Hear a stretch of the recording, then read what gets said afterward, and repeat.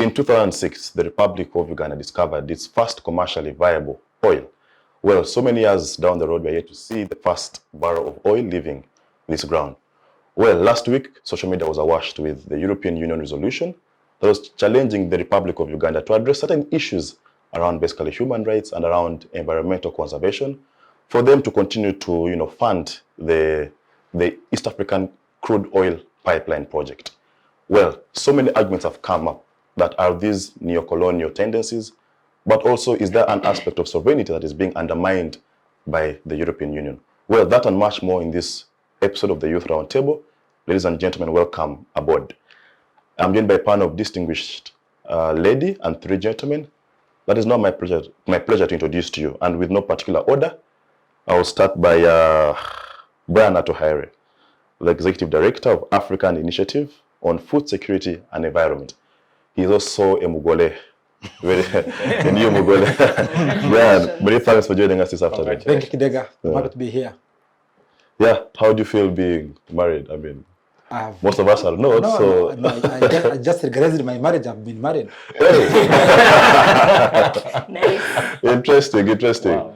Yes, from the Uganda National Students Association, its General Secretary, but also the Vice President of the East African Students Union, Comrade Roy Rugumayo. Dugu, many thanks for joining us. Thank you so much for having me today, and I so much appreciate our viewers for always taking off time to follow. Okay. Thank you.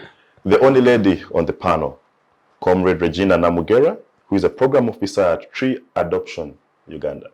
Regina, it's your second time here? Yes. Oh, thank you for making time for us. Thank you for hosting us once again.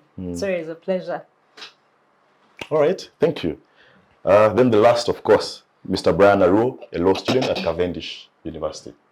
Brian, many thanks for sparing time to be with us this afternoon. Thank you so much. All right, at least I've heard Brian talk about the EACOP pipeline. So I'll just give you the honor and privilege to kick us off. But most importantly, the background. I mean, like I mentioned earlier on, we discovered our commercially viable oil in 2006. We're in 2022, those about, if my math serves me right, it's about 14, 15 years. I don't know, why hasn't our oil left the ground yet? What factors, in your own opinion, have hindered this progress? First of all, when they discovered the commercially viable oil, that's 2006, President Museveni was hell-bent saying we must have a refinery because we want fertilizers, we want the chemicals, we want petrochemicals, we want everything here so that we produce a complete product and then we transport it. When it's complete. That means you're selling finished product rather than selling the crude. And that means you're making more money. So Mr. Museveni had thought that he would manage to do that and therefore have more in his basket for the country and for the good of Uganda. I think that's what he concentrated. Which was a good thing. Museveni never does good things. Which was a good thinking. It never does good things. Which was a good thinking. Now with his good thinking, there came a problem with the multinational companies because their interest is in stealing from the global south to the global north. Their interest is in taking the crude, develop it, and have the product. Have finished products and resell you at an expensive price. The same way our gold is taken and you buy these rings very expensively. The same way copper was taken and you buy metallics very expensively. And same way with cotton. Same way with cotton. The way cotton goes in kilograms, 1 kilo maybe 300 shillings, and for you to buy a shirt, you're buying it at $100. Maybe that's pure cotton. So he was trying to, But the world doesn't run like that. The world has its owners, as the former imperialists are very strong and with their companies, and they're the only ones with the money. So somehow he was cajoled to where we are now. Now it means cajoling him from the position, that position maybe for 4 years, meant time is being spent. So the first person who delayed oil was Museveni himself. But the other thing is that then we rush. Africans always rush. Then they went and has signed the Paris Agreement. I don't remember which year was that. 2012. 2012. Say you sign you sign the Paris Agreement, which Paris Agreement is clearly shows that fossil fuels are one of the dangers to our climate, and you have to have a balance between fossil fuels and the climate change. So Uganda was one of the first signatories to sign to say we want renewable energy. About the fourth. About now. Now that meant that the people who had always agitated that we should leave fossil fuels, the indigenous communities and the local communities on the ground gained the power because they had the power to say, you have signed this document, can you honor it? Now, that's where even us at Atuheire Uganda stand. We are supporting the Paris Agreement. You're doing something against the Paris Agreement, which you signed. Okay, don't be a signatory, leave. But you see, because they are torn between, because we are an indebted country, we don't have our own resources, we borrow, get loans and grants, we have no treasury, we have no nothing, it's empty. During COVID, when they said we are in lockdown, the first thing Parliament did was to go and borrow and beg and from the community and everybody, because there are no reserves in. So all those combined really are the cause of the delay of the oil pipeline. Okay. And lastly, the movement against fossil fuels is not only in Africa. They have seen this talk of EACOP and Neocolonialism and what? It's hopeless talk because there is Stop Campo project, which is a British campaign. Almost the EACOP way, and they were telling Boris Johnson, known as the Prime Minister, just stop Campo from mining oil. So it's not that there is but mining oil in Britain. In Britain itself. So but before I go, is that people think when we say EACOP, that EACOP is theirs. No, EACOP is a company not just by UNSA here in Kampala. Those buildings there. No, it's a company registered in the UK. Okay, good background.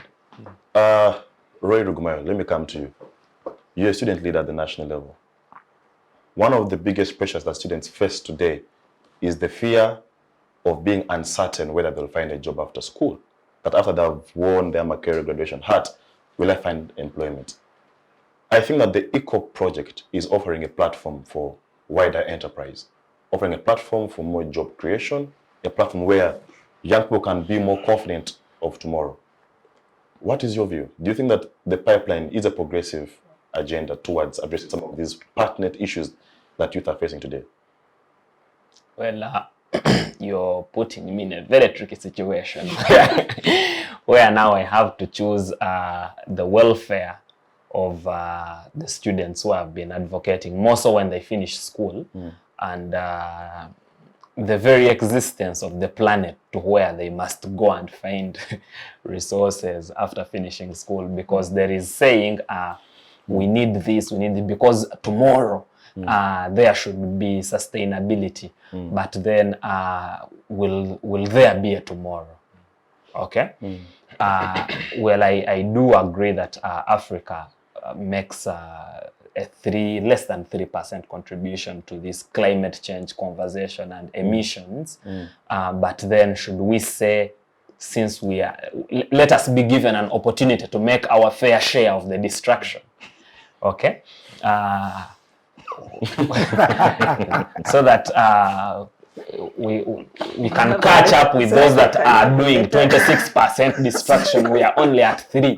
Let us also be given an opportunity. We also destroy. Okay, so it is quite a tricky conversation. But I agree that we cannot develop or reach where we want to be with our resources in the ground. They must be mined, they must be exhausted sustainably. So whereas the international conversation is not favorable, mostly about mining it ourselves, refining it here and selling a final product, I think it's one conversation that must have been had sufficiently.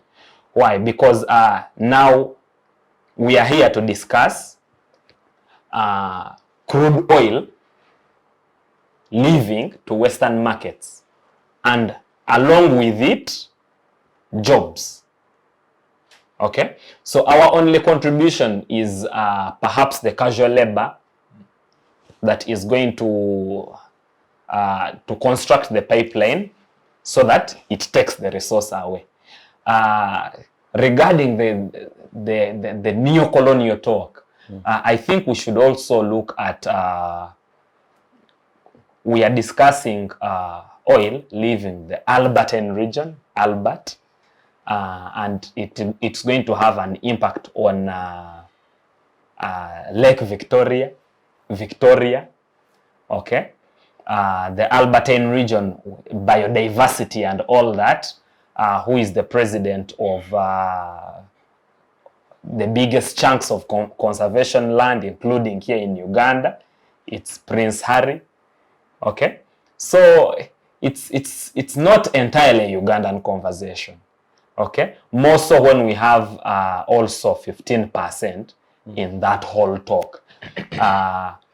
I agree with Brian that when a company registered in Britain and a mining company registered in France and another one which has shares Talo registered in Britain being regulated by a European Parliament, we do not have so much say regarding why the conversation must be had in the European Parliament. Because the companies are European. Because the companies are European, because the pipeline is a European company, because what we can discuss may be the 15% of the Usamambiro, of the droppings of what we can have are the droppings of that conversation. Under the table. Yeah, that's my take. Okay, thank you. Regina, a comment? But also that the 15% that Uganda has, for them to develop, to manage it, even finance it, they have to go to the European taxpayer and they ask for a loan or a grant.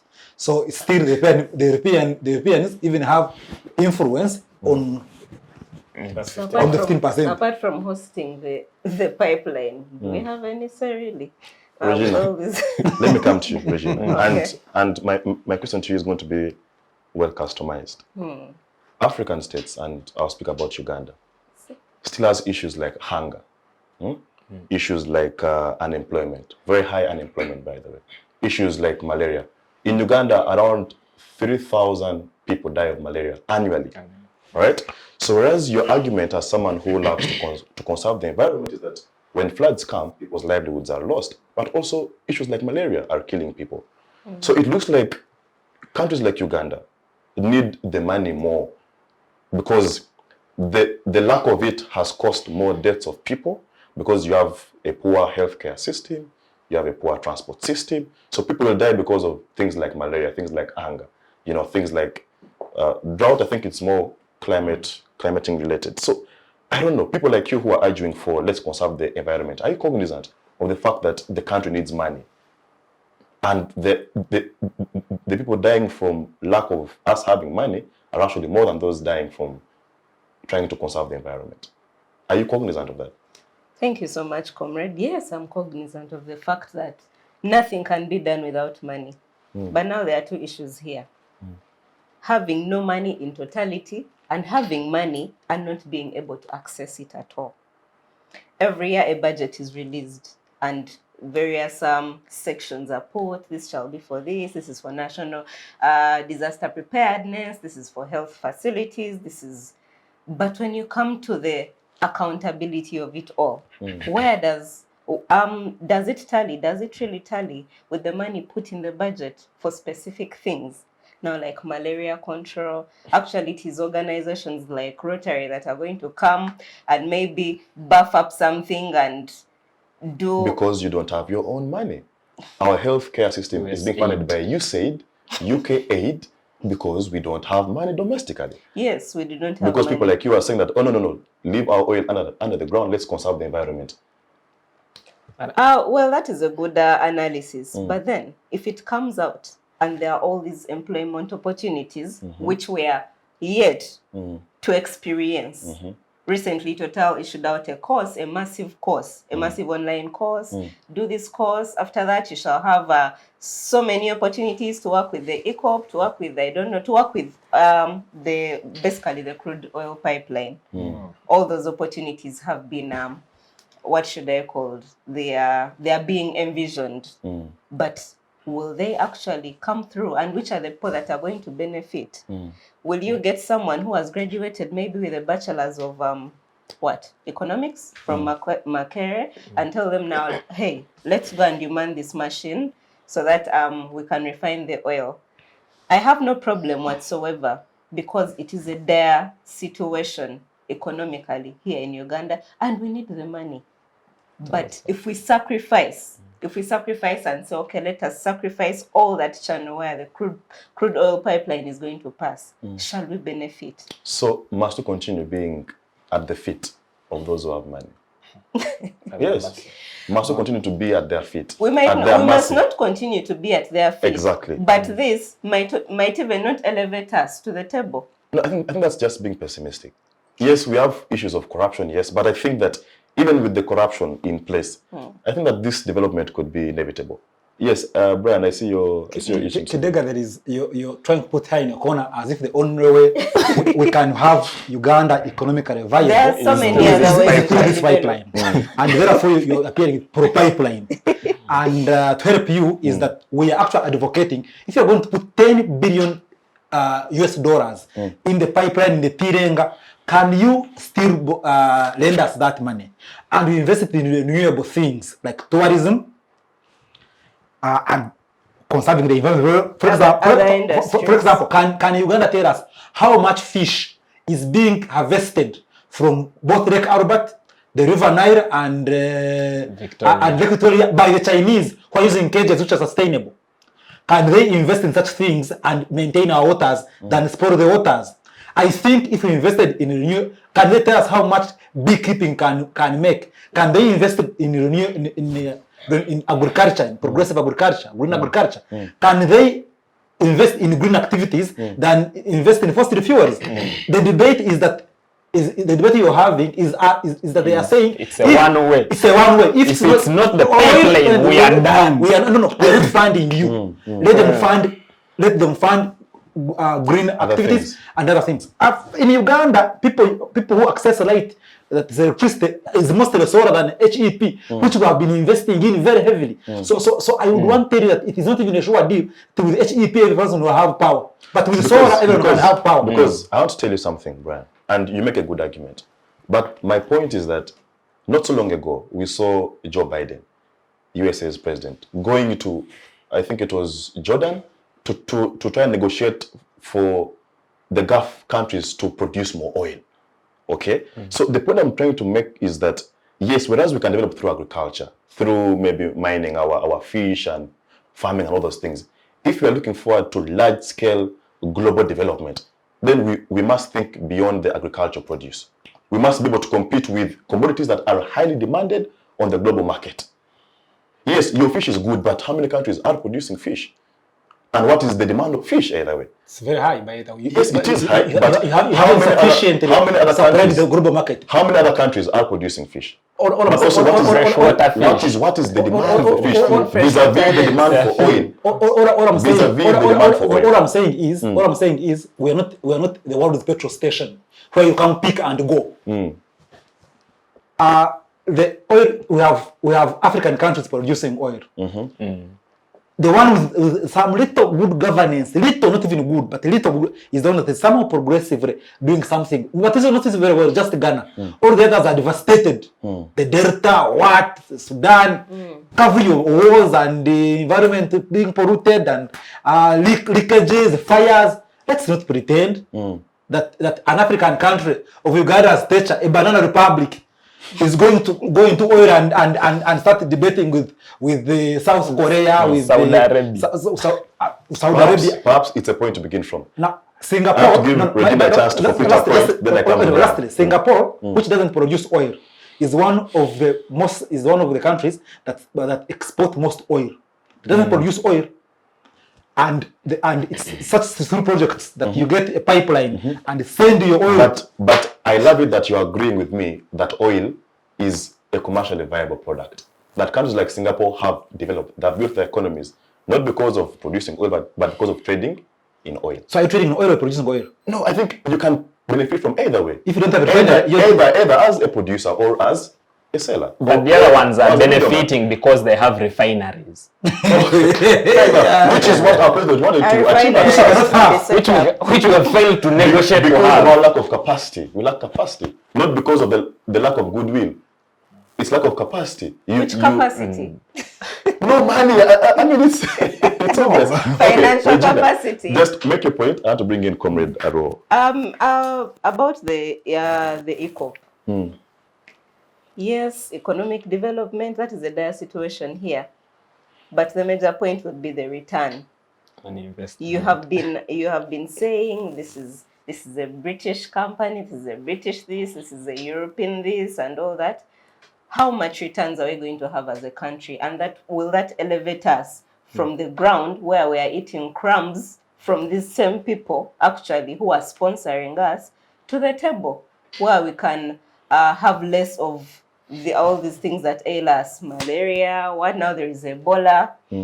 Will this whole project somehow elevate us to a place reasonable? That would be my issue. I think you would rather be optimistic rather than being pessimistic. I don't know. But she has all reasons to be pessimistic. There is the truth and the reality. Okay, I'll bring in Aruho. I'll wait to be bit. We see they say once bitten, twice shy. Okay, fair enough. Comrade Aruho, I want to bring you just in. When you go back to the 1980s, when the globe introduced programs like the structural adjustment programs, many African states quickly jumped onto them. And we saw it prima facie. We didn't go into detail to understand what these programs were bringing. They brought in things like privatization, things like private-public partnerships, and among others. Uganda, for sure, is what I know is takes a dual approach in terms of ratifying international conventions and laws that the Parliament of Uganda must approve before a given international convention becomes law. Now, arguments have come up that Uganda has committed to some of these international commitments. You know, the Paris Agreement, even in COP was this year or last year? COP is every year. Every year. The other one is in Glasgow. This one is in Egypt. Glasgow was last year. Yes. Even in Glasgow, we were there. So, is Uganda or African states, are we too quick to jump into these international bandwagons and forget that at times we have different issues to address, which may not be addressed at the international scene? Well, let me start from this. Because what Brian is saying is that we are signatories to these laws, and therefore So we have an bound by obligation. Yes. But also, is there a possibility for us to ratify but also unratify? Those matters are not even in the constitution. Because you can amend it anytime. maybe we can jump out at some point. Jumping out would actually attract you to they will now ask you, what is the reason you're jumping out? And you realize it is only one reason of the 1,000 that this treaty stands for. Then they will actually review and say, why did you even engage in this? In the first place. Because apart from this one reason, you have not stood by all the rest that it stands for. Okay, fair enough. Let's give Aruho a chance. All right. I think we need to start off with the bit of saying, again, bandwagon. Yes.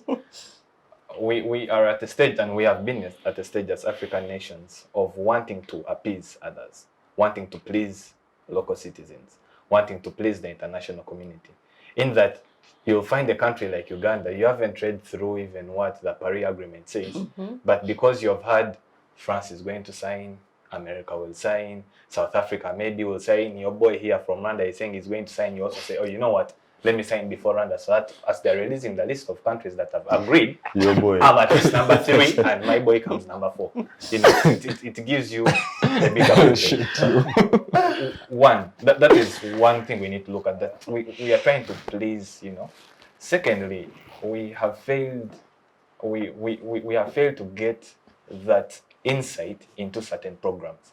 That if a law is being passed, have you sat down and looked through? You know, there is us wanting to overrush into things, thinking that there are opportunities. Or you see, because at the end of the day, I don't want to call them bootlickers anyway. You're going to have a group of people that are going to say, you see, government is supporting us in this. You know, they are trying to bring for us this program. But is the program beneficial to you as a country, or is it beneficial to the global scale? You need to know what your country aligns with. You need to know what your country conforms with. And with regards to the international scale, before you even look at your capacity as a country, what are the international countries saying? You know, what are other countries saying? What is Rwanda saying? What are these guys saying? Put that aside. What are the activists saying? Because you need to have a column for everything. There is always capacity building. The problem is that we now, again, coming down, breaking it down. Over the years, we've had, for Uganda, we've had governments that are trying to, you know, to undo what the previous government has done, trying to do better than what, better, not meaning that they'll really do better, but they're trying to make the community believe that they are going to do better than what the previous government did. Because if Rugumayo was the president and he said, yes, we shall be a signatory to maybe to the Paris Agreement, maybe his government didn't fully read, and then I come later on in power, I'll tell people, well, you see, this and this was signed, but it wasn't in our best conformity with our policies. I think maybe let's see it. But again, what are you looking at? Because you see, we signed the Paris Agreement then, even after we had gotten to know that we have oil. So shortly, a few years after, we rush, we become a signatory to the Paris Agreement. Amongst very many clauses in the Paris Agreement, it's majorly on climate. Now, later on, a number of years after you awaken, you say, oh, by the way, Kati, now we have oil, we now want to get money from it. Are you thinking from a moral ground, or are you thinking from the grid point of view? Because now we're at a stage where maybe, I don't know whether it's wanting to please the community, the international standards, then again you remember that. And this is why now activists are coming out. You know, I'm not only looking at the climate activists such as, so we're also looking at youth activists. Because you cannot say a few years back, you got to realize that climate was very part and crucial of, you know, your nation's sustainability. It's an emergency. And then later on, you realize that now we need money. So we are going to, and you cannot, this is not a constitution that you're going to wake up one day you make a pigeonhole. That you're going to somehow, somewhere decide to play Quigamaya, Pinky Ponky, that you choose an article, you say now we are going to amend this. At a later stage, we are going to amend this. No, this is not how these laws work. Because literally by the time you had talked about if we can unratify what we ratified, that is a very long and tedious process. Yes? And it will not even happen because you will reach there. Your legal brains will go there and they'll ask, on what basis do you want to unratify? And maybe you will say, maybe then, you know, there was this and this, yes? But they will give you options because this is not an agreement that has one article. You also know that this agreement with over 10 articles. They'll take you step by step. Are you moving in line with this? No. You may find you want to unratify under the name of climate and business, and yet you've put out the provision of human rights. You may find, again, you are talking about human rights, but you're not giving basic constitutional applicability in your nation. Okay, fair enough. Regina, I see your hand is up. Thank you so much. I'd love to agree so much with this colleague. Before we even discuss the Paris Treaty, we have a National Climate Change Act of Uganda, 2021. And a year after, how many people do know about it? And by the way, in that act, at the back, there is the convention and then the Paris Treaty itself that we both ratified. And then we have an act, a domestic act. How many people know about it? Do people know the contents? And is the pipeline in conformity? Is it in conformity with that act? With the domestic act itself? Yes, the domestic act before we even look at the treaty. So what you're saying that it is a bandwagon mindset, it is a big boy's mindset, a big boy. Just because you had France is going to sign. They drink Nile. They drink Nile. Well, just because you've had Kenya is going to sign, maybe Kenya's system is so good, their parliament is so good that they have actually analyzed each and every single article of the treaty and they have understood what they are going into. But now here we are. We have treaties we have ratified and maybe assented to, and we also have the big elephant in the room, which is the EACOP, and they are clashing. They want to fight and kill each other. So what are we going to choose? Yes. Maybe briefly. You see, we again, he earlier on said, having percentages to a certain extent. Yeah. When you're looking at a certain extent, we need to know that by the time, again, just to break it down simply, by the time these nations came down and sat and said, let's have this agreement in place, it's because they have had the chance of one. I'm not saying I'm against it or it's just giving a wide scope, both extents. They have had a chance of seeing these effects in their own countries. That they know, should this oil come out, yes, it's going to be used for development, yes. But then again, it has its dangers that it comes with. So by the time they made these agreements and they are saying, please nations, come and join us, it's because now they know to the extent of, because the Paris Agreement, Vision 2045 is to have 45% less carbon emissions. Yes. And by 2050, net zero. By 2050, net zero, which we all know is not going to be capable, because even up to now, 2045 Kidega is just a number of years back in frontier. We haven't yet even reached a half of the 45% that we want to see by you saying now, let's disregard climate activism, let's disregard forestry, let's disregard these things and go and focus. And then you say, well, because the argument here that most people are trying to say is that we contribute very less or even totally nothing to the emissions compared to the global scale, to the global north. But we are forgetting that the global north are putting in these policies because they have at least seen 1, 2, 3 effects, wildfires, amongst the others. Yeah. And then, yes, we have the climate for now. Yes. We are not looking at the point of, in future, we may also subscribe to now those same schools of thoughts of us knowing that when it reaches this period, this 3 months, we shall be having wildfires. That is to one extent. However, to the other extent, yes, we also stand a good chance of saying we want to develop, because again, development again is not necessarily linked to oil, whether you have oil or not. If you have a proper administrative structure, you will develop. If you have oil and you have an improper administrative structure, you will not develop. Case study here, we have our brothers and sisters from DRC. That can be a very good case study, that they have minerals, there is a proper, there is an improper administrative structure. You just need to have a good comprehensive administrative structure that actually follows and knows that at a certain point X, we need assessments, we need to have reviews before, we need to have policies that actually work, that the state is going to say, no, we cannot go by this, or maybe let's have an opinion, let Parliament say something. Let's give time, let's give a review to the things. Yes, we may say we want to develop because of the oil. Again, Uganda hasn't been here for 35 years. How come we haven't yet? Are we waiting for the oil necessarily to develop? No. Good question. That is just to another extent. A good question. Dugoroye, you are itching to say something. Yeah, I think we are having a good dialogue without really regard to other beliefs like politics and all that. I sense just a generation thinking and dialoguing what's I know where you're coming. No, because it has had nothing to do with the leadership in office and all that. We are simply speaking about it from a human perspective.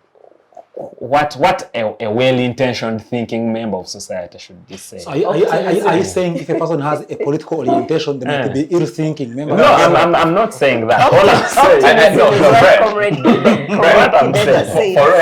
know it's bringing this. Why am I know it's bringing this because of this part, but it's fine. No, but all parts. But far and away, we've had a very good conversation without all these inclinations, at least as of now. What also we need to be cognizant of is that the resistance towards the oil pipeline has not started with the EU resolution. We've had local voices on it. We've had very many activists arrested in the Albertine region itself.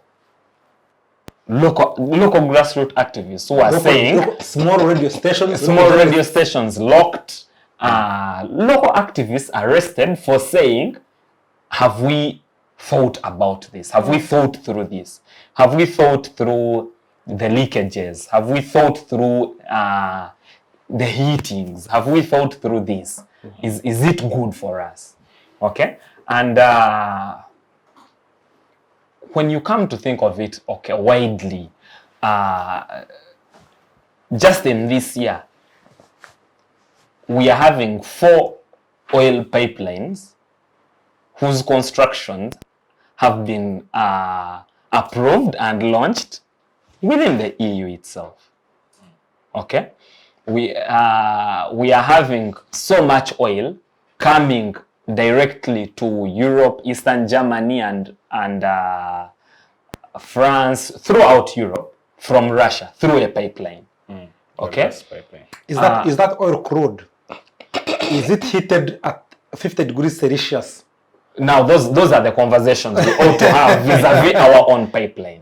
Okay? Because what we are having here is what we see out on social media is that does the European Union have the moral authority, particularly to discuss the climate impact of our pipeline when vis-a-vis their own? Because someone even brought a screenshot onto the EU showing how many rivers are being crossed. Are being, particularly in Europe, are being crossed by oil pipelines in Europe itself. Okay? And very many of them. So now that we started this conversation in the spirit of what is best for us, okay? Can we also look at all of it from the perspective of those who are stopping us? I wanted to ask you a question. You see, I don't want to speak Ruchega, but let me say, let me be polite, because I was going to be very improper to you. Is any of the companies that belong those pipelines registered in this African community? None. Is any of them registered in the Caribbean? Is any of those companies registered in maybe West Africa? Or maybe even China? The answer is no. They are doing what they call local content. That's the local content. We can shout independence, what, those things you want, sovereignty. It cannot, you see, I am my father's son. I met the other day.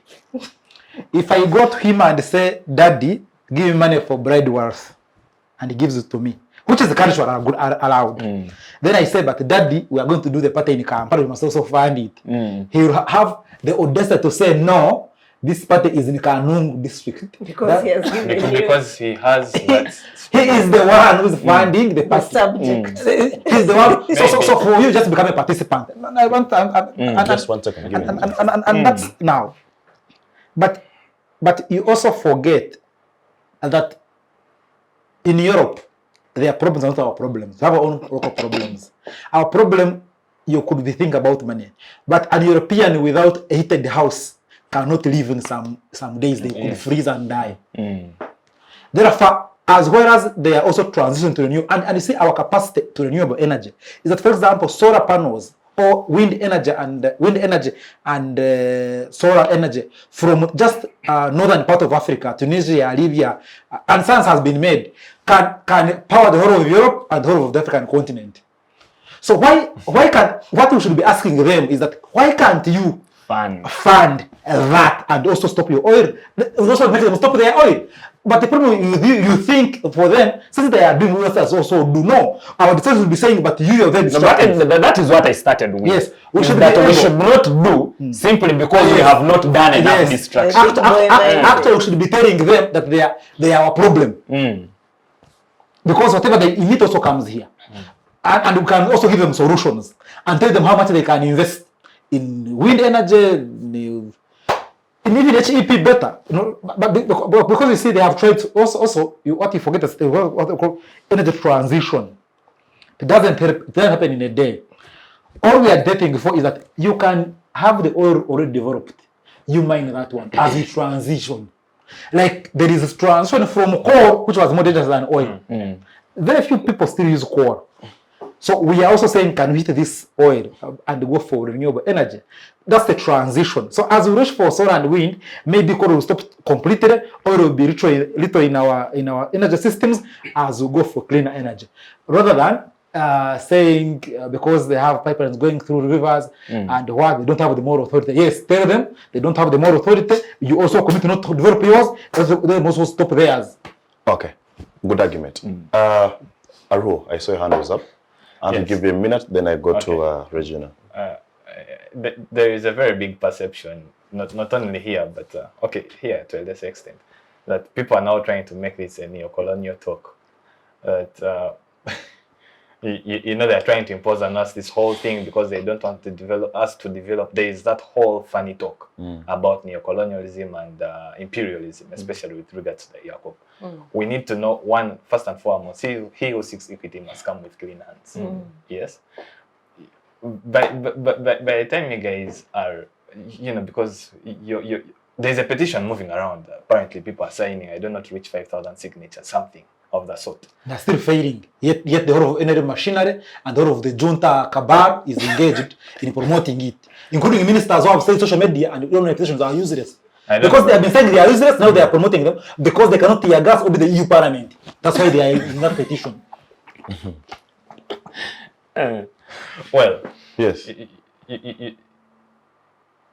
Yes, we don't really have the same capacity of telling the EU, especially the nations that are taking part in, their oil, their refineries and activities. We don't have that moral ground because for them, they are at a stage where they are not at crude oil. They are doing this for, finances, majorly finances, yes? And you cannot have the same capacity, who has crude oil, to say, now let me go and debate with someone who has refineries, yes? You don't have the capacity as of yet to even talk about countries that are dealing in refinery. You as a country, do you have a refinery? Have you even started? Is there a barrel that you can tell people, we are starting off, we are flagging off our first refinery product? I don't think so. So when they are talking about, you cannot say, because this district has a number of rapists, then we should also, we haven't committed so much rape. But I think if we discuss we can have diplomacy and come to the same stability. You cannot put two wrongs and get it right. Never. So that rape is relative everywhere. Relatively, 45%, then you have like 45.45%. That is not there. They must eliminate all the rape. Yes, you have to. Rape is rape. Rape is rape. Yeah. Whatever percentage. The only thing we have in right now, because we only have but 15%, which again isn't funded by Uganda, which is funded by European taxpayers. So the only thing we have in is maybe to say, look, guys, as we are looking into these European nations, as you are trying to, as you're putting your resolutions against us, look at your own house. Have you tried to clean it up? Have you tried to look at maybe, because we cannot tell them about human rights, have you tried to look at maybe the climate injustice? Have you tried to, because there is a movement called Friday for Green. It's by Friday for Future? Friday for Future, sorry. Friday for Future. It, Kidega. Yeah. Have you tried to listen to the concerns of that girl? Is she called Vanessa Nakate? No, not Vanessa Nakate. Flavia Nakabuye. No. She's some bug something. Yes. Yeah. Have you tried to listen to the concerns of your climate activists, to start with, your columnists, everything, before you say, let's put our energies on East Africa? I just wanted maybe to clarify on that. All right, fair enough. Regina, let me come to you. I've had the privilege of reading the African Union Agenda 2063. And Aspiration 4 rather talks about how can African states finance their own development. I think we find ourselves in this position because of our incapacity and insufficiency to finance our own development. And I think one economist called Dambi makes this argument very well. And she says that have African states asked themselves the question that what will happen if the West stopped giving them donor money, if the West stopped funding that development? What would African states do? Do you think it's about time we began to rethink of how can African states finance its own development? for example, an African Development Bank, something like that, where African states can begin to put together resources and therefore don't have to be at the feet of the stringent conditions that come with lending from either the West or the East. Thank you. Financing our development. It's a big question. I like how you say, is it time for us to think, for the African states to think about this? Actually, the thought should have been there as soon as yesterday. Why? We cannot always be, we shall not always be on the pallet begging. There is a reason as to why we got independence from them. There is a reason as to why we have systems developed, we have leadership, we have everything that actually those states that are funding us have. Why don't we make good of what we have? Because why I ask that question is because part of African Union's agenda is that for us to sustain our development, we must explore our natural resources. And this is the African Union. Yeah. Okay? But that same African Union sits in a building not built by Africans but by Chinese, and they even put cables and they were tapping on whatever they are discussing. And over 50 years. Over 50 years, that's one. That's Two. The African Development Bank was the first bank to say they cannot fund. They started, do you know that? Yes, I do. Okay. Why? But what reasons did they give? Claim it. Now. No, but the actual reason was insufficiency of funds. No, they didn't have the money to invest. You see, also the African Development Bank, as you say it's not the African Development Bank. It borrows. It borrows from Europe again. It's the European taxpayers' money. So please. It is the African indigenous arm of the World Bank. Brian, maybe to bring it to a smaller context. Roy, if I don't fund you, do I have any moral ground to tell you can't buy this t-shirt? If you're not buying it for me. No, if I've not given you the money. What I'm supposed to not to give. I'm not supposed to give you the money is yours. Do I have that moral ground? Let's before even. You don't have the moral, unless you're the one making the shirt. You will say you won't sell it to me. I'm not okay. This is the instant. I'm not giving you any material. I'm not giving you any finances. But then. Again, I'm telling you not to buy that. Morally, do I have that say? No. The best you can do is to maybe advise. The best I can tell you is maybe, that shirt doesn't look nice. It doesn't look nice on you. Maybe, you would have used this. But I'm telling you, it looks nice on you, you buy I'm telling you, after it has already happened, I've seen you putting it on. That's when I can say, hey, Roy, I didn't know you also have good taste. I mean, you can, Okay. Or fair enough. Regina, you have 2 minutes and to get to Brian. Yes, I was saying, if we had our own independent system where African states have come up with so much, they have funded the agribusiness, they have elevated the agriculture, the tourism, we have so many things to brag about. I mean, how many people come every year here to view the source of the Nile and all those things that are not there world over. Yes, if we actually have good systems that are not corrupt, good administration. Now, if you say the tourism out, we have a tourism industry and we brag about it, let it be affluent. Let the systems be good, let the money collected be seen, let everything be super. You may find that when we become economically independent, we might not even be in some of these tangles where we have to be stuck between a rock and a hard place. You have signed this without even understanding it, but then you also want to do this. Some of those tangles will not even be there because of that economic independence. Right. So I think that thought should have been had as soon as yesterday. I don't know how many years. But you see, that thought, if it's a mere thought, then it is as good as being kept in the shelves. Actually, yes, here in Uganda, those deliberate actions. There must be actions, and part of the actions is exploring our natural resources. Exactly. Which people like you are trying to stand in the way of. No. That is only a small percentage of all the things we have flourishing in this country that we can develop. All right, fair enough. Brian, let me come to you. I'll just mention to you, I think, 1 or 2 of the European Union resolutions and what they're saying that we must address between the next 1 year for them to continue financing the project. I think resolution number 1 is with regards to, I think, human rights.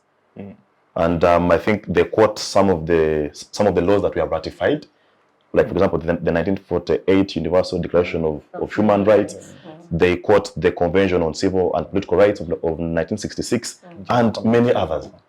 So, but the arguments that the European Union seems to only be interested, because EU has countries like Germany, countries like Slovenia, I mean Russia. Russia? Yeah. Russia is part of EU?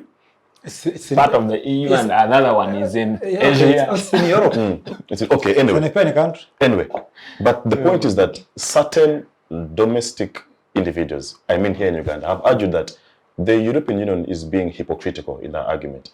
That whereas there are issues that hurts Uganda to the core, issues like disease, issues like lack of food, they seem to focus more on issues that are not a priority to Uganda, that are not a priority to Uganda's development. And I'm not saying that respect for human rights should not be a priority. But all I'm saying is that if you were to take stock and look at countries that have developed, most times they develop when the people are not very happy. So do you think that the EU is being hypocritical in the way they're trying to impose these resolutions? If they had said that you address issues, if they had resolved and said that you address issues around malaria, for example, address issues around the Ebola, address issues around famine in Karamoja. Those are issues that affect the core livelihood of the Ugandan. But they're focusing on things like human rights, trying to posture with the Paris Agreement. You know, I feel like they are taking us to unfamiliar territory. Are they holding us to a lower standard? No, I think so. I think so. I want Because to right now, you see, Kidega, you shocked me. First of all, when you're reading, you say we signed something in 1948. You say we signed the Paris Agreement. We signed this Declaration on Human Rights. So are you saying Uganda signed something they did not understand very well? But you know there's something called undue influence. Yes. But there are times you sign certain things for some of when the you're under things undue they influence. Okay. Yes. And for some of the things they have signed have their basis on those things. All I'm saying is that then if you can be influenced to sign, don't come and shout at me, telling me Don't influence me. don't influence me Yes, too. Because because if I influence to do A, B, C, D, yourself. Because it's not just saying you committed. it's a commitment. If I influence to commit, you have committed. For example, let me use my example. I went and married the other day. Let me say my wife coerced me. These are the benefits of mine. Hey, let me say I was coerced. Way the expanse of Let me say I was coerced to go to Bukoto and I'm wedded now. For me and her to separate, I must go through a court of law. It's no longer the other flowers you saw and the fact is that I committed and signed. And that marriage is the property of government of Uganda. For it to be dissolved, High Court. That's one. She could even appeal. No, but that is different. No, it's not different. Now. We're speaking about international laws. Yes. Yeah. We know that there is no Because enforcement. what he's giving There is you no is that enforcement. international law to local law to himself is his relationship with his wife. I'm sure that What is international law but- in this context? but you know that is the legalization. domestic law is in fact. I'm trying to show you. Domestic law, in fact, takes precedent. Yes, Over international I am law. trying to show you that if such a small thing, let me call it a small thing, can be as complicated as that, what about the whole country of Uganda being about 45 million people with their president, everybody, we all signed. Because Museveni doesn't sign on his behalf. He signs on our behalf. So I am saying, Museveni, don't withdraw. Because we wanted you to sign. You today want him to withdraw. That should even go to referendum if possible. Because why should he withdraw our signature? Because it's our signature and it's already there. That's one. And when he was going to sign, all of us agreed. That's one. Two. You agreed how? Because I never had people complain about him signing. Right. But thirdly, there is something to think that Africans don't need human rights. They need food, they need shelter, they need clothes and water. It's like Human No, because those are actually your human rights. Yes. You need food because it is a right. But he needs also freedom from torture. You need healthcare. Yes. Because his healthcare won't matter when he has been killed. When I've been killed. They want to, having a good hospital when I'm dead. Will he, It won't matter will to he him. eat the food when he has no teeth? He Yes. have been punched out? But the human rights that is in question today And I want to- are issues around compensation. I want to tell you the question. Issues around forceful eviction. You're cherry picking No.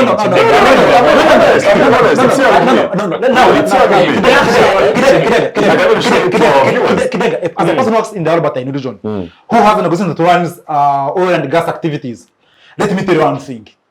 The human rights of the people that were ejected for the refinery, the way they live as if they're in a camp. 7,000 people were displaced, and taken to places where they live in shacks. If you go there, look at them. Hospitals destroyed, schools destroyed. They don't go to school. Those are human rights. But of course, when you're here in Kampala in a court and you can go to Makerere and study, you forget that a boy in Chakaboga in Kakumiro needs to go to get an education and needs it as you want yours. That's one. But so first, the elites think it's their privilege to get education, not the other ones in Chakaboga and the. No, That's not what we about. Now, two. The road is being made, and the dust that is up. You can go to those places and not understand whether it's a national park or nothing else. Thirdly, the compensation in 2019, for example, they came and said, "One take this." Let me say 20 meter, 20 meter, 30 meter Road. Road reserve. That's what the 30 meter. I think that way is going through until Tanga. Now 1,400 kilometers. 1,445. So you come and say around this corridor we want to do activities these 30 meters in your land. And what happens is that they told them this land we have marked. You cannot plant. You can't build a house. You can't do any. You cannot plant coffee or trees or sugar cane. What you can do is planting annual crops. 2019 up to now, some of them have never been compensated, but they cannot even. So inherently their livelihoods are taken. They can't make money. They can't engage in economic activities, and those are actually fundamental human rights. And that is why I'm agreeing with you that on the issues of compensation, I think that those rights have been violated because the people there deserve compensation. Because like you've mentioned, it is when their livelihoods are distorted, then they deserve compensation. But the issues of abuse of human rights are not what Ray is talking about. But those are human rights abuses as well. I've not seen. Anyway, to guide you. People like us, like Afiego, like Sefros, like Kored, like who are working with all affected communities, they have decided that they can clamp us down, close the bank accounts, freeze the money, arrest the EDs, do cyber harassment, shut offices, or even close them completely. And that's being done by the state and the multinational companies, including Total and Sunok. In Tanzania, it's even worse, because in Tanzania, for them, they have actually been decimated, I think, because they can't even come to such platforms and even speak like I'm speaking. And those rights must be observed, because you cannot say you want to develop while hiding. But another thing is the SIAs are contested in the courts of law. But as you contest the environmental assessments in the courts, they continue to implement the project using a contested, and they don't speak about it. All the court cases in people in Chakaboga for the refinery, as early as 2012, they have a case in Masi in court, I think in Hoima, High Court in Hoima. Their case has been there for maybe I think 6 years. No answers. We have a case against EACOP in the High Court. No answers. There is a case in the Eastern Court of Justice. No answers. Only that. And remember, Total had said they can't sue it in France. But Afiego and I think Kured and others went to went to France, sued them on human rights, defeated them, and they said now we are answerable to the French courts. Now, if a company is answerable in a French court, but not a Ugandan court because they shielded here, what are they talking about independence when it's not your judges are going to be arbitrating these cases? what are you talking about? And why do you think that the human rights of people shouldn't speak space along the EACOP route should not be fought? Okay, fair enough. And no one is saying that the rights don't matter. They matter. Yes, and no one is saying that the rights don't matter. What I was trying to argue is that maybe the EU is focusing on something that is not very urgent to us And as a this is country why right I want now. to say. The same EU. Because people are dying of malaria each and every single day.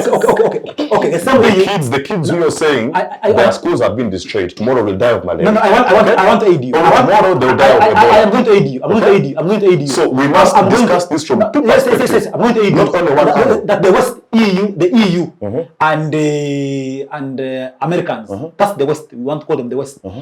The West are all the money used in COVID. All the vaccines are their vaccines. The malaria doses you have, the nets that you have, are not from Ugandan taxpayers. Actually, our the tax we pay is misused for military violations and it's also used to make Museveni get his Kameza money of 1.8 billion shillings a day. We don't talk about these things as if we don't live in Uganda, as if we have a transparent system managing society very well. But you see, we need to invest. You don't invest in malaria, you don't invest in HIV, you don't invest in tuberculosis, you don't invest in Ebola, in COVID. You are only investing in the military hardware to maintain this government in power. But what is your domestic resource mobilization?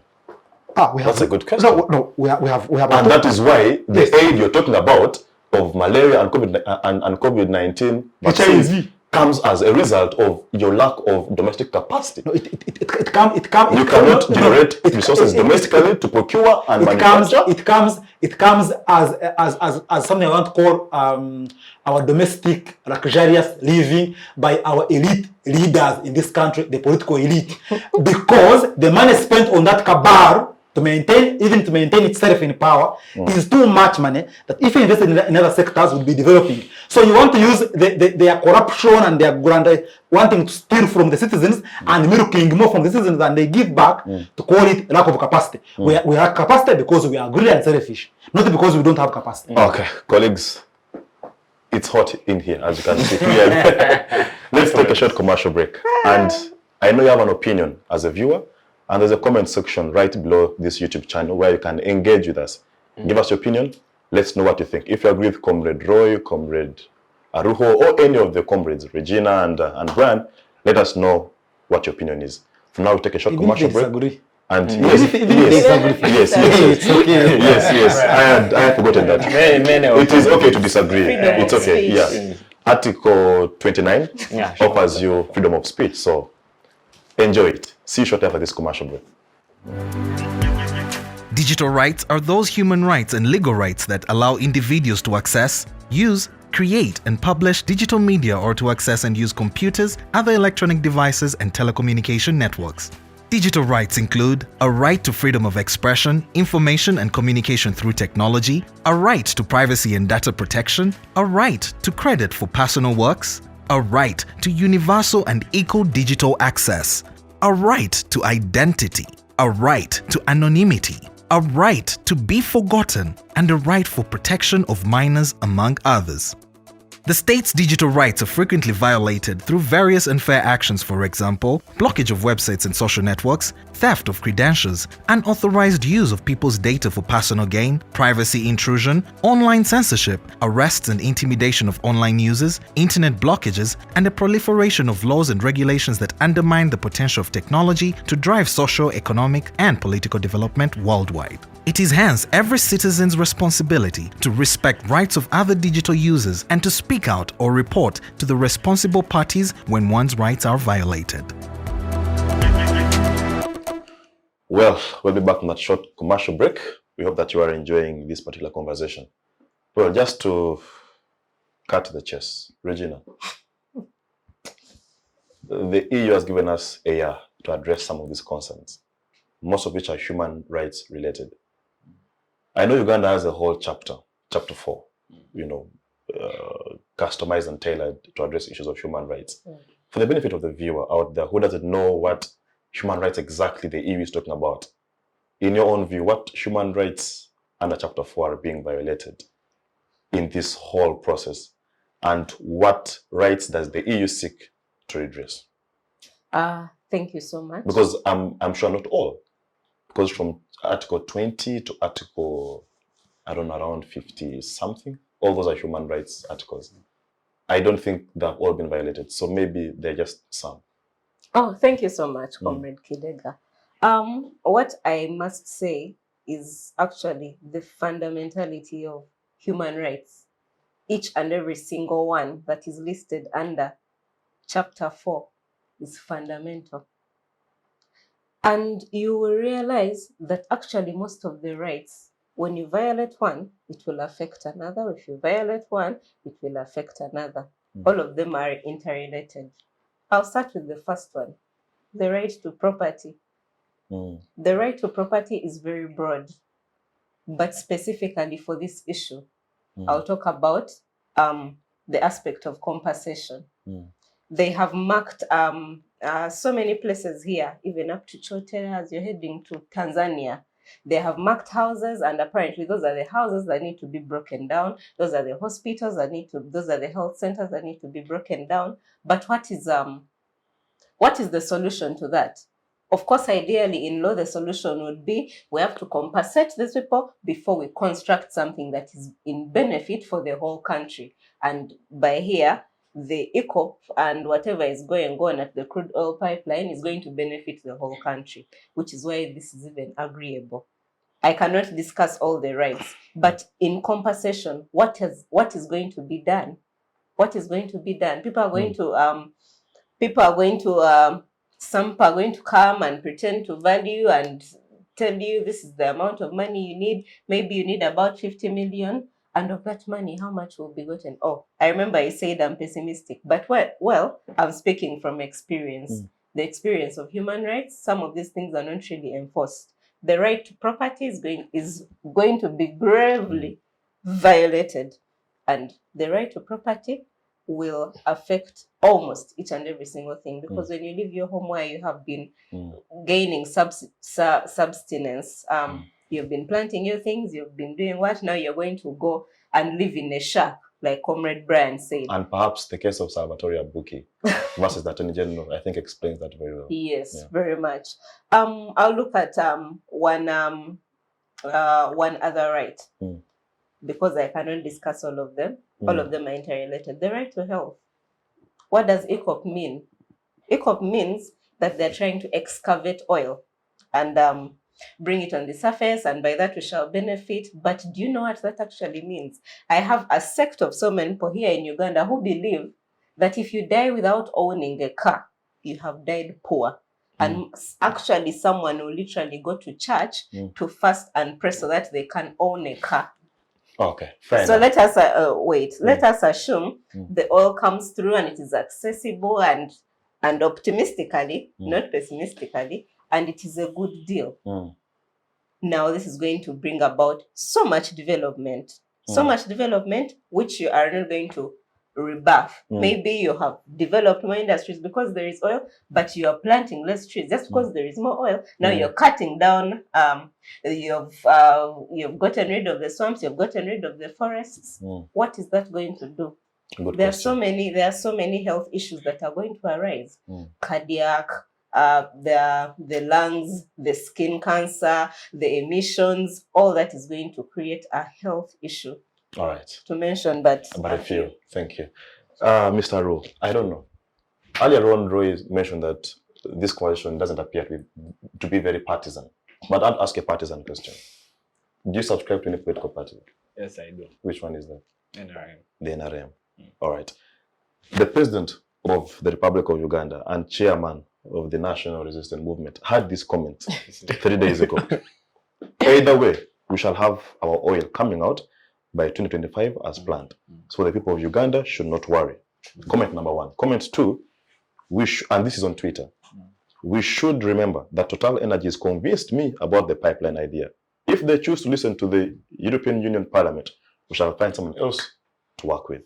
The third and last, the remarks of the Deputy Speaker and the Attorney General in one of the dailies concerning the European Union Parliament and EACOP interested me in making some comments of reassurance to our people. And those were the 2 comments. What is your view? I'll take your opinion, I think, and that of Roy Of course. He's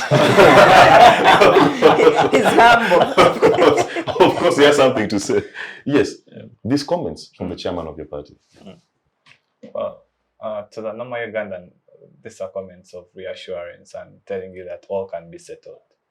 Realistically, these are comments that should ring a bell in people that are really awake in Uganda that look, not all is going well.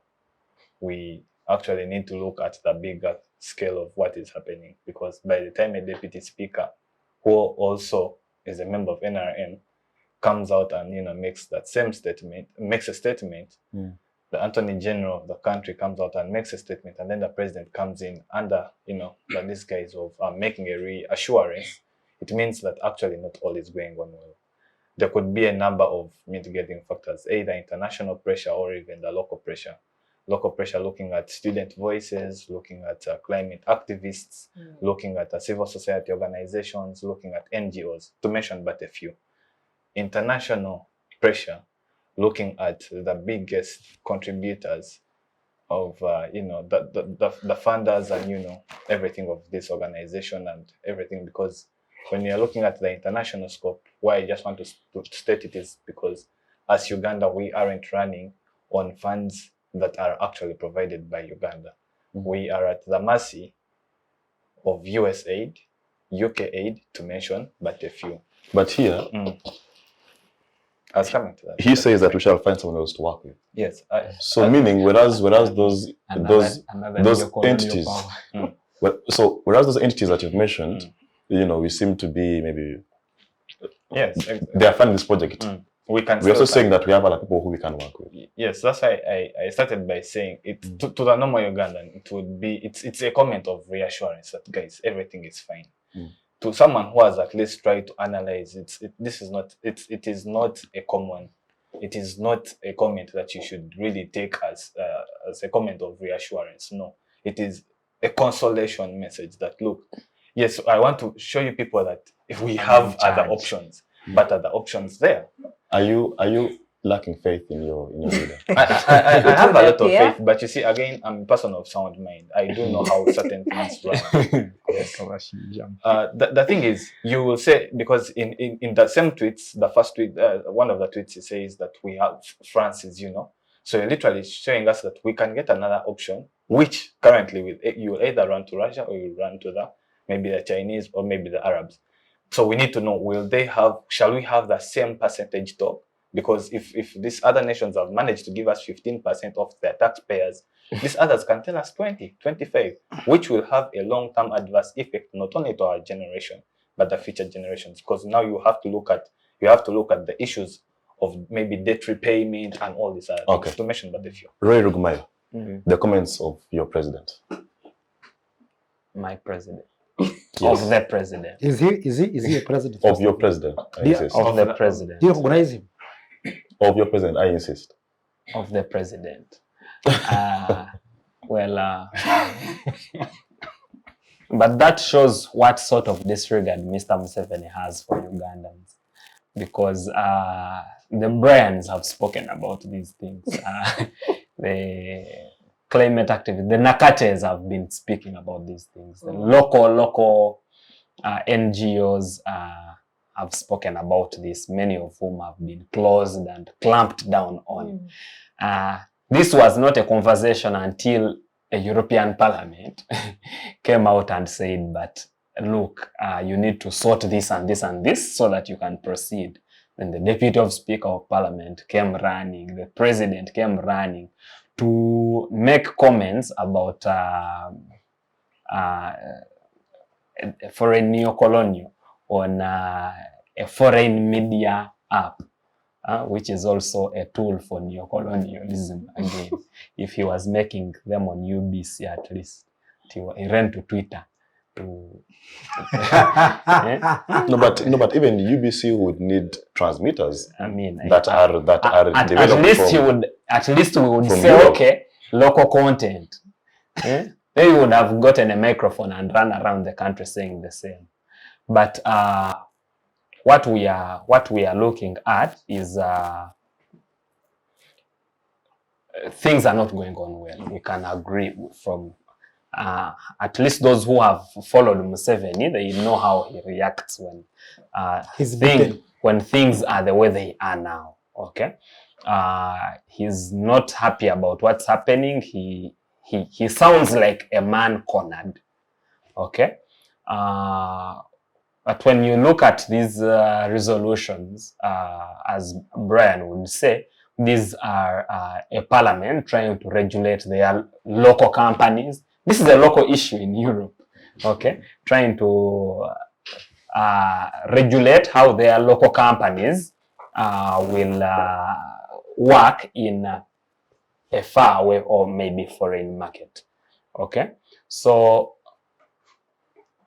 by saying that that we are going to look for other people, other friends to work with, is he saying what the issues that are being risen Sorry, not there. Are invalid? Does he say that the human rights or the compensation issues, those issues are non-existent, and therefore whoever has risen them, we shall not work with you if you don't want to work with us with the way we are. You either work with the way we are operating here, or we shall look for other people to fund our project. I think whether it was European Union or it was the Chinese or what, it is in our best interest as a country to have this conversation and to be very deliberate about solving these issues. Even if we were to take our local laws and implement them as they are, what the Europeans are raising would have been cured even in our local remedies that the Environmental Act provides for how we operate around these issues. And if we are to follow them to the dot, then all the questions that the European Union has risen would have been answered from way back. But we live in a situation of total disregard. We live in this military state where anything goes. Anyone can be arrested, anyone can be clamped down if you say anything that is not in line with what the sitting establishment wants to hear. But is that the kind of country we want, Comrade Kidega? We want better. We want development, right? All of us want development. We want to live in a better country. But at what cost? Okay? We also need to look at the cost. Even if it were 2 people dying over it, it is worth having a discussion about. Perhaps then you want why should those 2 die in the first place? Is it worth it? Perhaps you want to look at the price that countries like America or UK itself even pay. No, you know what disturbs me most about conversations on pointing at which bad other people have gone to justify which bad we should go through. It is very disturbing to say, you know, when we start conversations on human rights, take for instance, people always want to say, but even in America, you see there are some blacks who get killed and what, but it's even in America, even in you get. But is that the standard we want to measure ourselves to? Okay, so we have set our standards by our local laws. Chapter 4, our constitution is a very good guiding principle. Take for instance. Fair enough. But if we are to follow it to the dot, it answers every of those resolutions that being raised by the EU. But also human rights and the entire conversation on good governance and human rights, it's not a European or black affair. It's a humanity. It's a humanity affair. Yeah. So the whole thing of now these foreigners who you have just run to get money from, we should not keep raising it every now and then. Whenever an African president is somehow cornered, now they want to have all of us, the population, evoke our Pan-African feelings.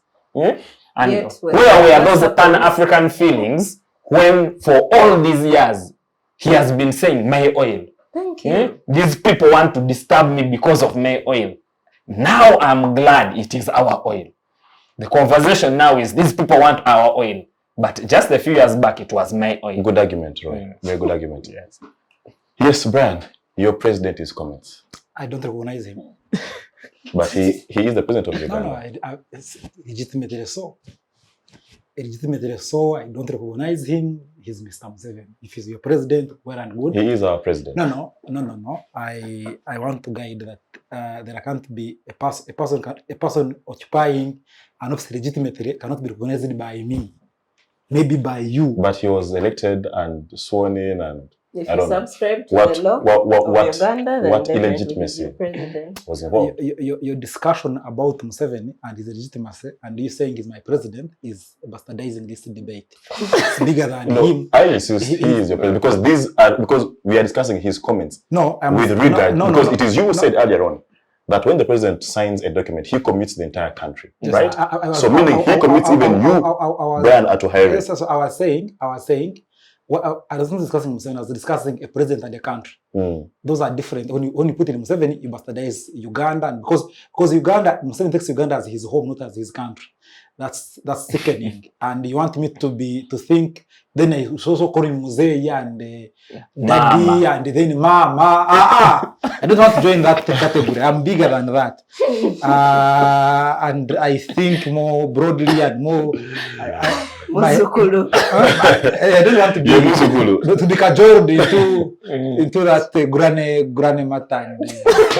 I don't want. I want to discuss these things plainly. I understand that we are captured, and our chief captor is a man called Museveni with his family and his cronies, and the people that help him, and some of you think you're part of it.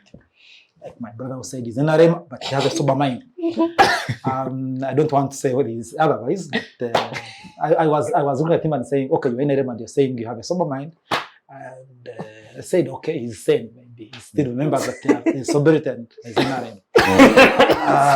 But not to go very far into that, to go to where should we going? So bright and there is NRM. Hey, this can't be. You see, light cannot benchmark on darkness. It can't. One of them, if darkness comes, light can't benchmark. And the Europeans are concerned about human rights, but the pipeline is 1,545 kilometers. Cover Tanga, from Hoima to Tanga. It will result at 4.3 million carbon tons of carbon every year once complete. It's a health issue. We are trying to say we should not go beyond the 1.5 degrees Celsius, so we don't go towards the tip. Maintain in there, and therefore we are saying, like Rugumayo had said, we are saying you have contributed all these things, also want now to contribute that the whole of humanity is destroyed. And I would not be for destroying humanity, I would be for humanity, regardless of what you call development. The Europeans can have capacity to adapt and mitigate climate change effects than we do. I have not seen an European who looks like Karamajong because there is drought. And yet most of them live in deserts and in frozen areas. So I would want us to first know that we are hit hard, and the more we increase these matters, the more we shall be in danger. Regarding human rights and everything, human rights are for humanity, not for a certain race. People who think blacks don't have human rights are just not sober. And to say that those are... But look, when I'm beaten, when I'm tortured, when I'm arrested, every time I am told I am working for foreign powers. Even when I'm fighting for my own rights, the danger that comes with it is that we must start localizing these matters. Let's go and see what people are going through in Hoima. Let's discuss that one. Before the Europeans even discuss it in their parliament. When us here we can't discuss it. Where, even as we say we're going to gain Kidega, let Museveni produce to us the production oil sharing agreements on the table. The whole sector is opaque. We can have this debate for even a year. I think, let me end it there. But to think... How about the comments, his comments of reassurance that we can work with someone else, you know, and him trying to maybe dismiss whatever the European Union is putting across? What is your opinion? You see, certain things signing an agreement is like selling a goat, so you can get someone to work with in the next day. How many years has he spent to just bring Total and Sinok as giving him 15%? And others run away. How many years has he spent? How can anyone spend 15 years with these people? Just have two companies that is just there shouting that he can sell 62%. Nakuzuguzu. Museveni is just joking. It's not selling a goat. It's a goat you can put on the market there. Someone else will buy. Of course, someone wants Smith, so they'll buy a goat. Man, selling oil shares to a company, you first choose, you first do due diligence. Right. That will take another 5 years as it looks for another company. Okay, fair enough. Good arguments. To our viewers, that by all means brings us to the end of this particular conversation. But we also know that this particular week, we are in full force to choose our representatives to the East African Legislative Assembly. We know that as of Tuesday, Parliament concluded its nomination process, and therefore we should be able to know who are the prospective Ugandan delegation to EALA.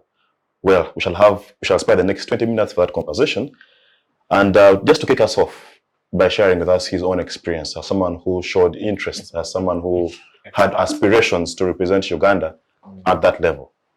Roy Rugumayo, we saw media was awash with your campaign, with your campaign message, with strong rhetoric, with, oh my God, you compelled us to a generational cause that now is our time. Sure. How far did you go with that aspiration? That aspiration, of course, has no end in itself. So you cannot say how far. It creates the feeling that somehow there was no an end to it. Okay. It is a continuous fight for taking over spaces and performing in them. The National Unity Platform made its position clear and raised very pertinent issues regarding the composition of the East African Legislative Assembly, mostly the delegation coming from Uganda. Article 50 of the East African Community Protocols provides for composition of countries' delegations, and it's quite elaborate on the expanse of the various shades of opinion that are represented in each member state's National Assembly. The NRM junta state, in our case, has so much abused and taken advantage of the tyranny of numbers in the House to influence the shades of opinion that had been envisaged by the protocol itself. So other than the 6 members who represent the ruling junta, it has gone ahead to decide who are the 2 to represent the opposition and who is the 1 to represent as an independent. Okay, so as of Friday's caucus, it had chosen to be represented by its 6, then by the Secretary General of the Democratic Party and the EBIL of UPC and GEMA. Okay. So,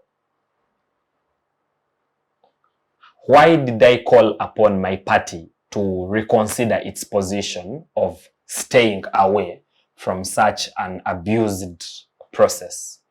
My thinking, that which I expressed to the party, was we can all agree that we are in chains. Okay, we can all agree that the system has been abused. Okay, but then it is one space that we can go to and make our clear intentions known.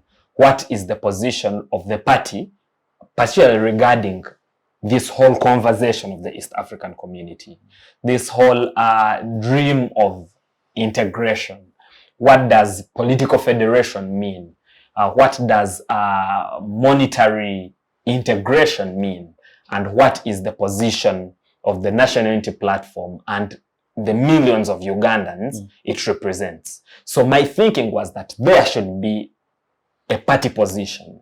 There should be a party voice, Perhaps, on all these concerns, on all these issues. Sorry to cut you short. There is a law magazine that goes, nemo dat, quod non habet. You cannot give what you don't have. Perhaps the National Unity Platform has no agenda for the East African Federation, and therefore they see no need of them participating in the process. That is and that is why they're trying to restore that is themselves. one of the issues I raised to the Secretary General and to the party president regarding that particular resolution of NEC.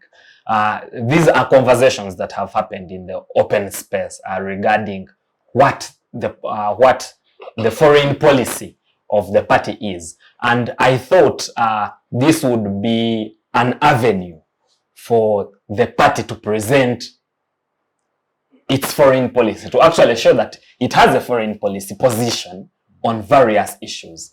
And nothing in this situation would have presented it best than my candidature. Okay? But for various reasons... Were you going to present your ideas or the party ideas? The party ideas. Does your party have documented positions as regarding to foreign policy? Can you share copies? Those are the conversations now that we are going to be in the public fora regarding whether the party has documents or doesn't have them. Well, and the party has the documents, and I was going to present them. But I think you not being a candidate doesn't stop you from presenting them. No, me not being... What I had presented to the party is that give me the party ticket, present me with the party documents. You didn't have them? No, I had to ask the party because are they opaque? No, so are they accessible? I think you're pushing me to a position. The right access to information is very important. Yes. And you're discussing as if you also wanted to see them, then go to campaign. So what are you campaigning?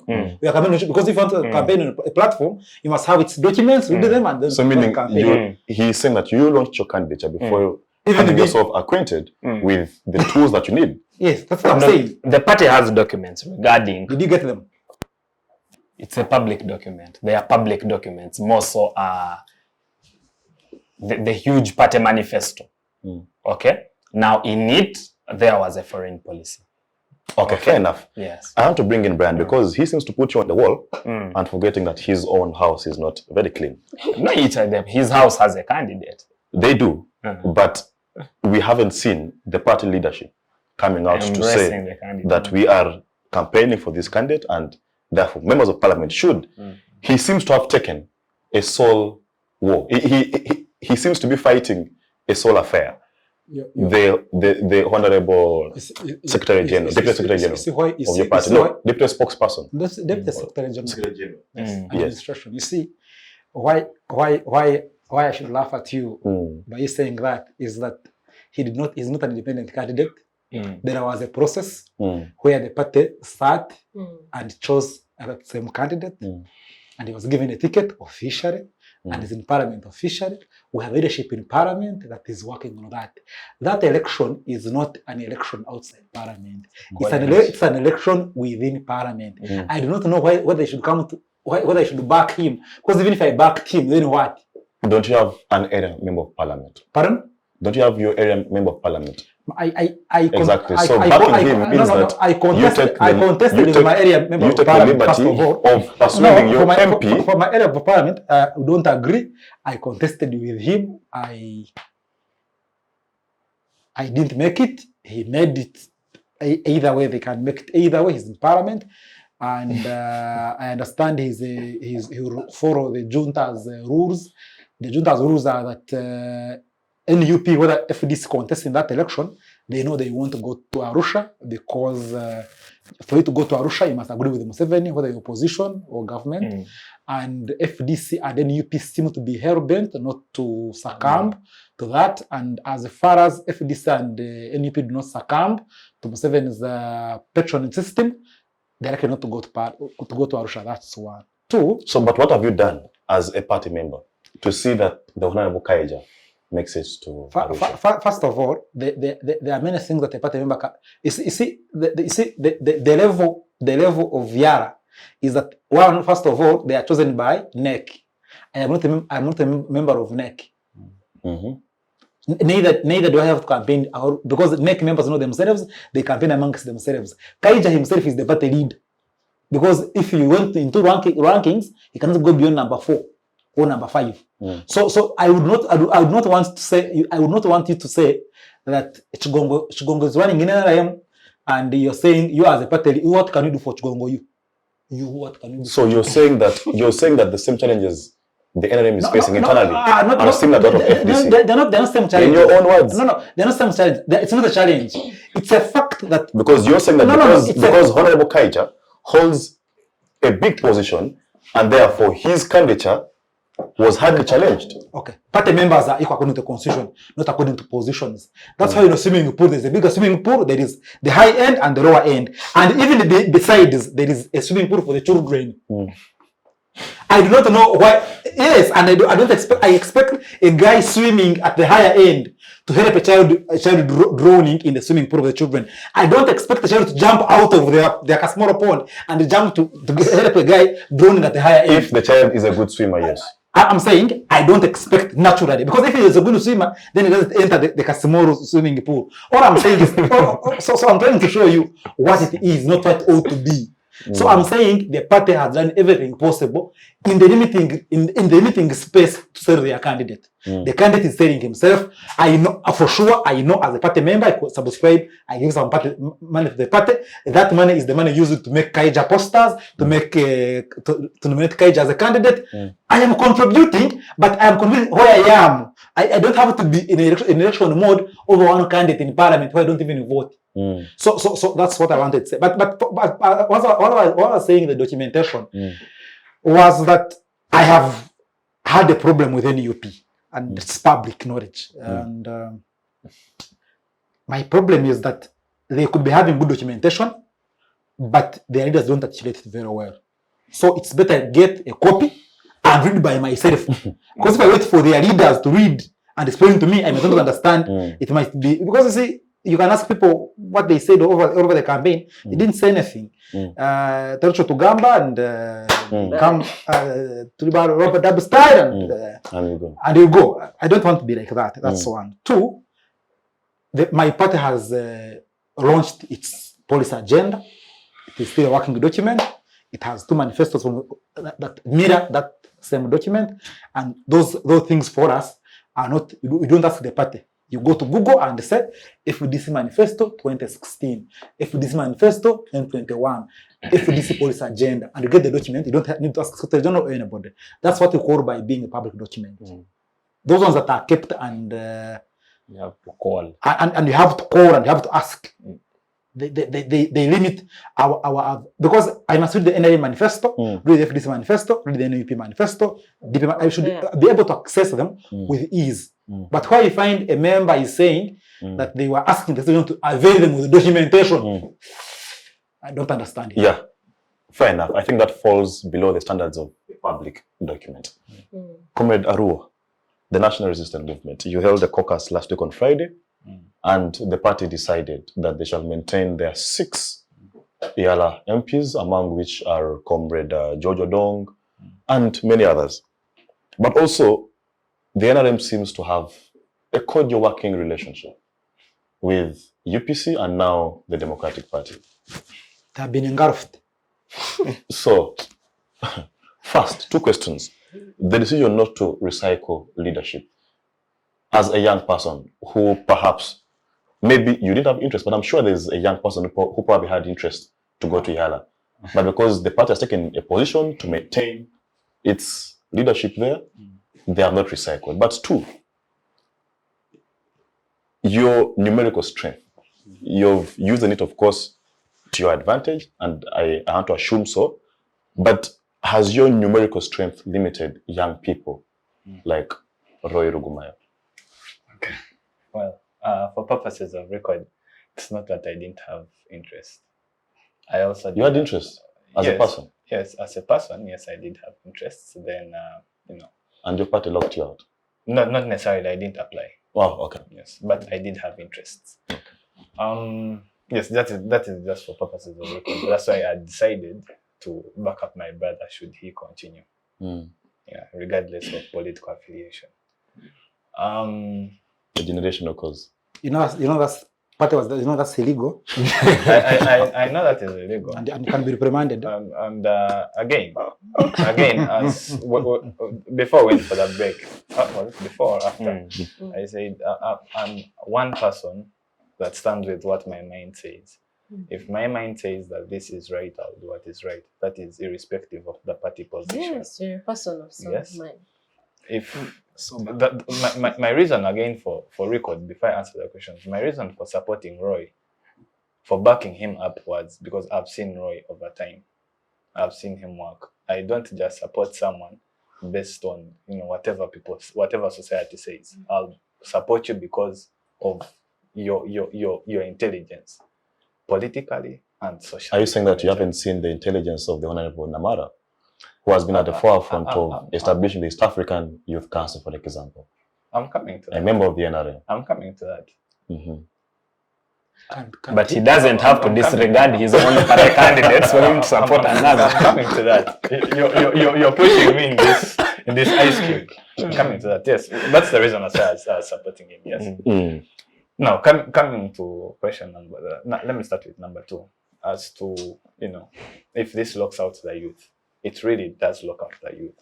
Reason is, one, we've had the NRM Youth League that was supposed to happen before the EALA. That was 2020, postponed to 2021, postponed to 2022, where again I had interest and it gets clashing. Now the problem is that the more you say that your party has a structure to adapt to the youth, you don't need to stop at the speaking. You need to proceed to the implementation. That if you're saying we are rebacking the 5 people we had before, 6, the 6, that we had before, then how, to what extent are your talks actually being transparent and being held accountable by your party? Because you should be at a position that we shall say, yes, we may not have space for all the youth in the 6 positions. Maybe you will say, let's give them 1 position. At least, can't you give them that is what my issue was with the NRM leadership. That you speak one thing and then you do the other exact opposite thing. Whereas, yes, they are competent, but then you don't need to necessarily have the same faces of leaders in the same space over a certain period of time, because in the long run, you're breeding incompetence. You're breeding a section of leaders that know that this is my home. It's like when you get a position, this is my position until maybe the president says otherwise. So whether you have sound mind or not, that is baseless. And in the long run, again, you're shattering. Some of them don't have sound mind. I might come to that. I know I'm making my statements with time. In the same time, you're shattering out the civic space for the youth who have grown up in a modern era generation. Because Kidega, you told me about the leaders. Yes, if you look at most of these leaders, these are not really young people. These are not people that you can say are between the age bracket of, let's say, to go list 21 to 35. None of them.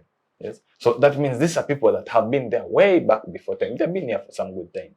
But we are at a point where we need to also adapt to modernity. Let's look at what the new generation has, because for a fact we all have an idea or two that is way more adaptable to the modern settings. But aren't you being unfair to your political party? Because it's not you're saying that the party did not give platform to young people, but you yourself did not go ahead to tender in your application.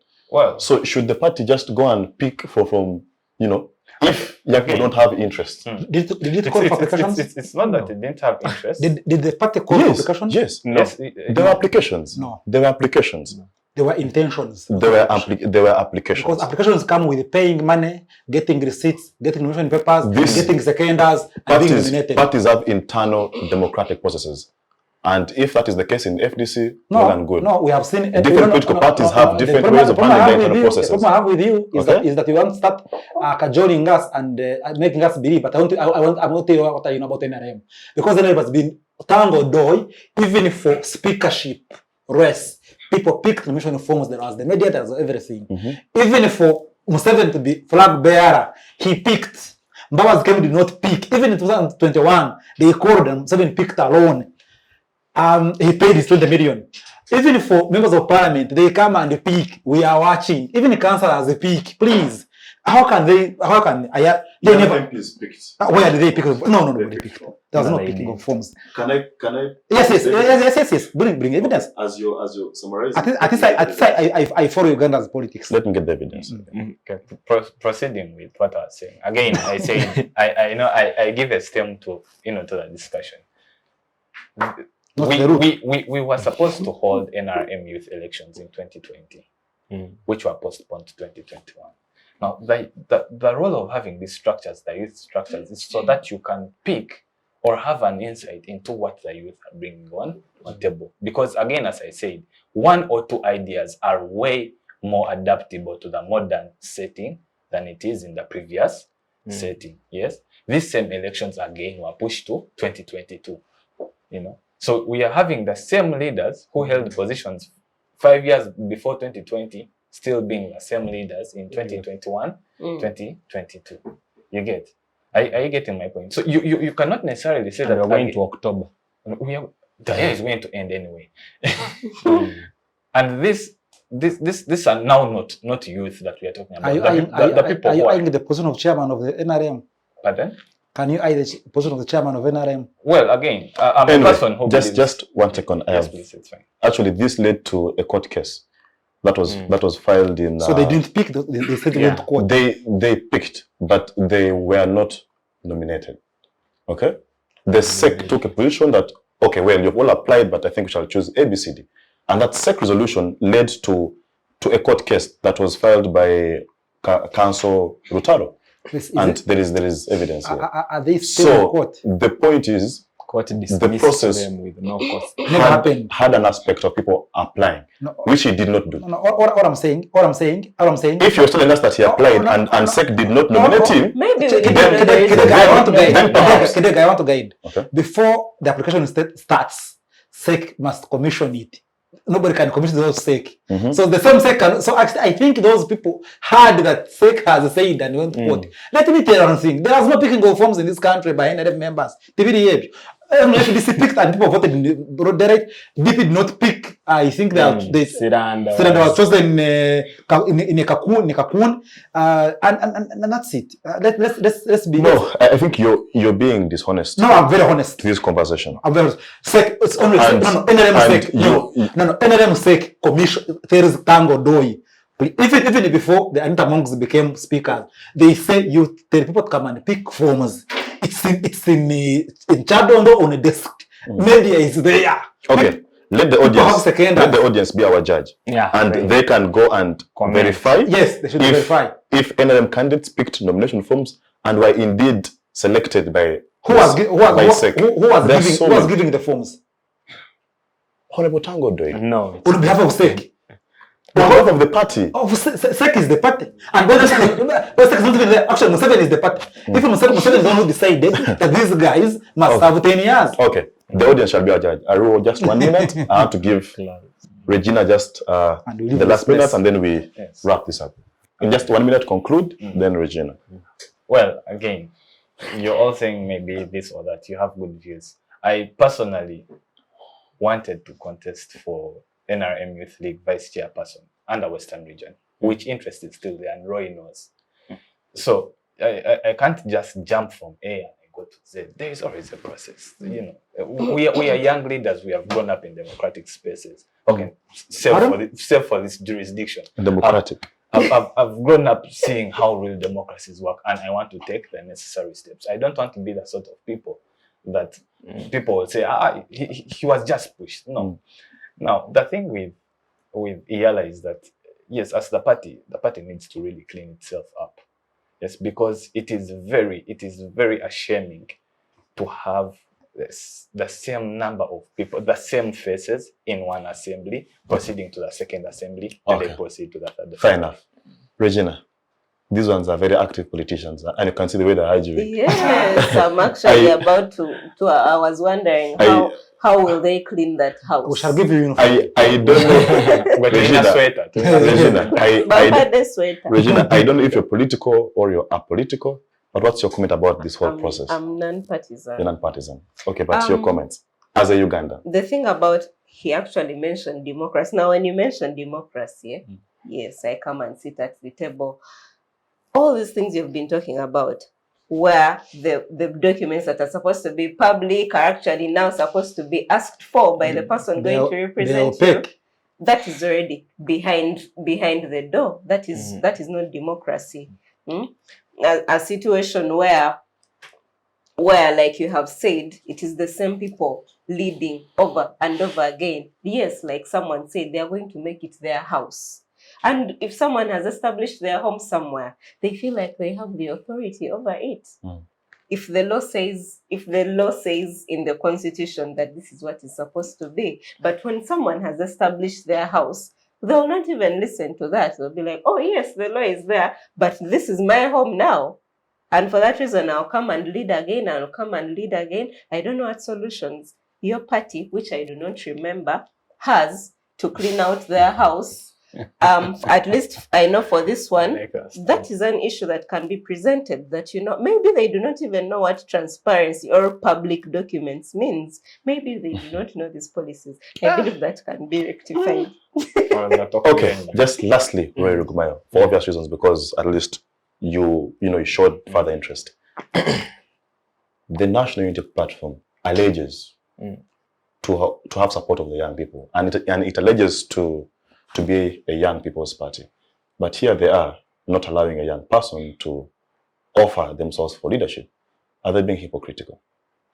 No, I think it entirely depends on where you want to get it. Should they have closed one eye and say that, okay, well, whereas we have reservations for this process, but there is a young man who has ambitions, let's support him. Yeah, that regardless. That was my argument to them, and I made a point to make it known to NEC members and whoever makes the decisions within the party structure, and they thought otherwise, perhaps regarding what we are seeing now on what the composition has been and will be. We only await to see what their commitment to the way forward discussed and resolved on by NEC will be, because in all the engagements that have been communicated to me is that they are taking a legal course to challenge the entire process and how it has been handled, more especially regarding the composition. But as isn't Article NUP having double standards? You're the same party that says you lack faith in the judiciary. Now here you are seeking political redress from the judiciary. What they are seeking redress from is not the courts in Uganda, but rather the East African Court of Justice, which has somehow by far exhibited some sense of independence and integrity. But so I don't know, maybe the lawyers will tell us. Is the East African Court of Justice an appellant court, or no? It can even be a court of first division. It can be a court of first instance. Of first instance? Yeah, sure. Okay. Thank you for clarification. So we only await to see if the party actually goes to court about it, because this process has not begun yesterday with the nominations. Yeah, and we are yet to hear any proceedings from that court, not even a filing. A date. Okay. Yes. Fair enough, colleagues.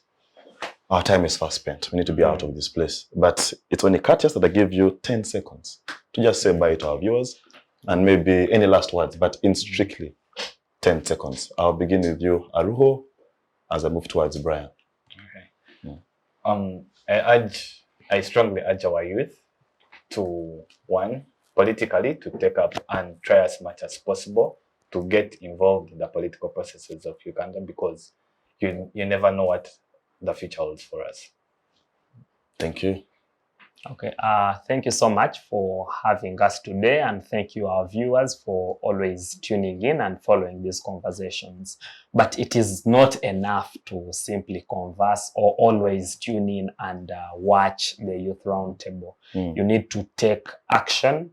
You need to take political, social, and every kind of action that can make this country a better place for you to live in. We cannot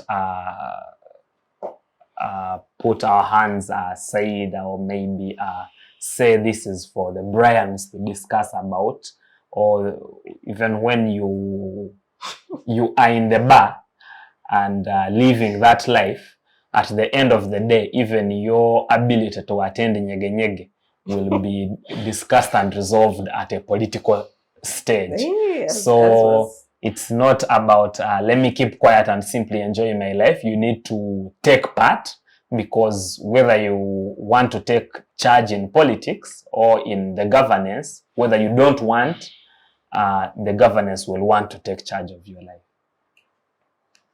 Yes, Regina. Thank you so much, Comrade Kidega. Thank you so much, comrades.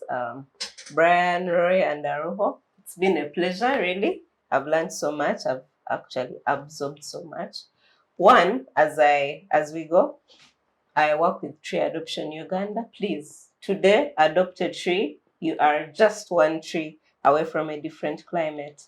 Thank you so much as you do that. Secondly, youth, join Rotaract. I am a Rotaractor and I do so much work under that docket, part of which is environmental work.